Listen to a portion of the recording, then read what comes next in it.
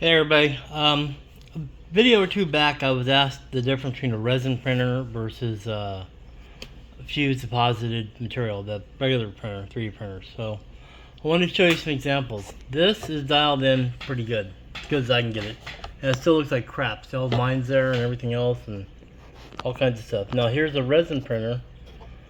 This piece is printed by light basically. Oops, go there. And you can see the quality of it. I can't even see any lines in this at all. Even if I zoom in here, I don't see any lines. But like I said, there's stairs inside here. And they go up to the top and it says printed in 3 dimensions. Little castle rook. The whole chess set, I'll probably print it. But this is on the Mars 5 Ultra, obviously. I got it so I could print miniatures. I want to start painting miniatures. As you can see, I've gotten ready here to do my painting stuff, but just a relaxing hobby.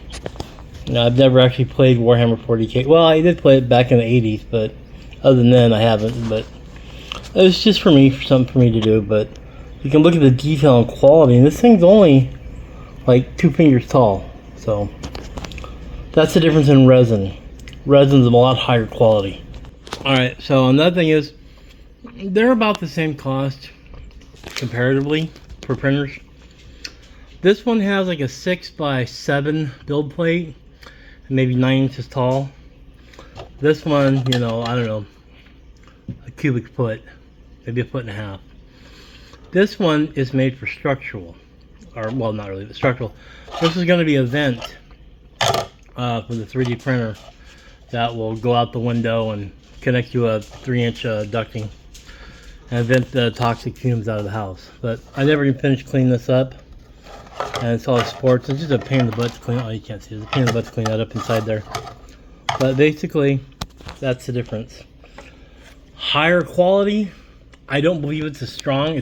I'm using ABS-like liquid, so I don't know. That's not like well, it's probably ABS, but this is PLA over here, polylactic acid.